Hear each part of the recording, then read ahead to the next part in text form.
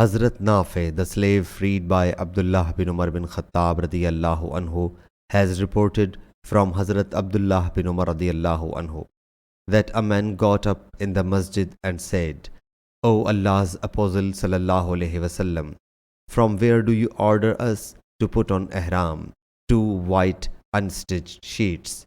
Allah's Apostle sallallahu alaihi wasallam said, the residents of Medina Munawwara should wear ihram from Zul Hulayfa. The resident of Syria should put on ihram from Hajfa, and the people of Najd should don ihram from Qaran. Hazrat Ibn Umar radiyallahu anhu said, people considered that Allah's Apostle sallallahu alaihi wasallam said, and the residents of Yemen should wear ihram from Yalmalam. Hazrat Ibn Umar radiyallahu anhu used to say, I could not comprehend this statement fully from Allah's Apostle sallallahu alaihi wasallam.